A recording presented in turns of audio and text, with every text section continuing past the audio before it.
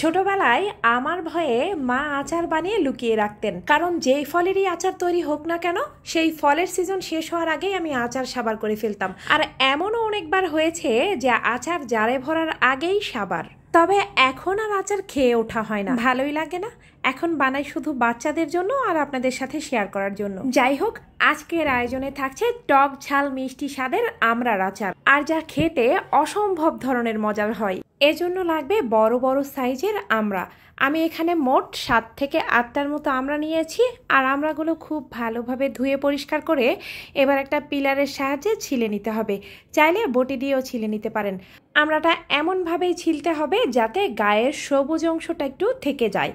এতে করে আমড়াটাও দেখতে ভালো লাগবে আর আচারটাও ভালো হবে। আমড়ার চারপাশে ছুরির সাহায্যে এভাবে একটু দাগ কেটে দিব, অর্থাৎ ডিপ করে কেটে দিব। আর এবার একই প্রসেসে সবগুলো আমড়া আমি রেডি করে নিয়েছি। এবার একটা প্যানে দিয়ে দিব 8-10টার মতো শুকনা মরিচ। মরিচগুলো নেড়েচেড়ে ভালোভাবে একটু ভেজে নিব। যে পর্যায়ে মরিচের গায়ে দাগ ধরে যাবে ঠিক সে পর্যায়ে দিয়ে দিব 1 চা চামচ পরিমাণ পাঁচফোড়ন।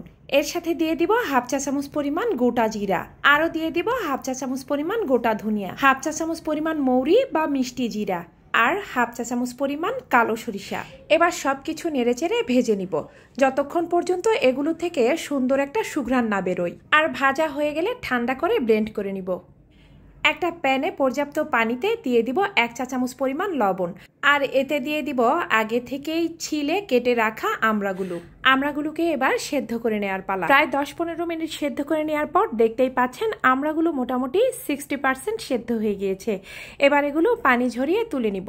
সেদ্ধ করা আমড়াগুলো একটা সাইডে রেখে একটা ব্লেন্ডার জারে নিয়ে নিব 6-7 কোয়া রসুন। এর সাথে দিয়ে দিব 1 টেবিল চামচ পরিমাণ হলুদ সরিষা, আর দিয়ে দিব 1/2 কাপ পরিমাণ ভিনেগার। একসাথে ব্লেন্ড করে নিব। এবার চুলা একটা কড়াই বসিয়ে নিয়ে নিব 1 কাপ পরিমাণ সরিষার তেল। তেল একটু বেশি হলেও তেমন একটা সমস্যা নেই। তেল কিছুটা গরম হয়ে আসলে দিয়ে দিব সেই রসুন, সরিষা আর ভিনেগারের মিশ্রণ। আরও দিয়ে দিব 1 চা চামচ পরিমাণ লবণ, 1 চা চামচ পরিমাণ হলুদের গুঁড়া, 1 টেবিল চামচ পরিমাণ শুকনা মরিচের গুঁড়া।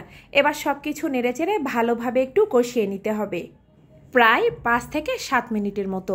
এবার ভালোভাবে যখন তেলে বলক চলে আসবে আর মশলাটাও কষানো হয়ে যাবে ঠিক সে পর্যায়ে অ্যাড করে দিব আগে থেকে সেদ্ধ করে পানি ঝরিয়ে রাখা আমড়া।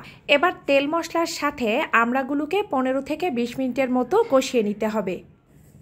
আর 20 মিনিট বাদে আমড়াগুলো যখন কষানো হয়ে যাবে ঠিক সে পর্যায়ে এর সাথে অ্যাড করে দিব 1/2 কাপ পরিমাণ চিনি। চিনির পরিমাণটা একটু বুঝেই দিবেন, কারণ খুব বেশি মিষ্টি হলেও খেতে ভালো লাগে না।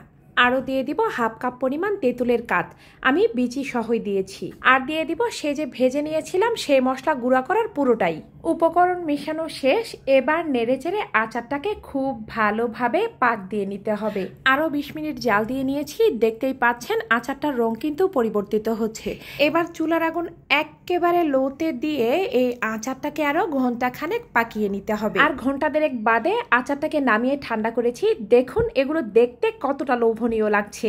আর মজাদার এই আমড়ার আচার পুরোপুরি ঠান্ডা করে কাচের জারে সংরক্ষণ করতে পারবেন দীর্ঘদিন পর্যন্ত। আজ এই পর্যন্তই। দেখা হবে অনলাইনে আবার নতুন রেসিপি নিয়ে। আমার করা ভিডিওগুলো ভালো লাগলে অবশ্যই একটা লাইক দিয়ে শেয়ার করে দিবেন। আল্লাহ হাফেজ।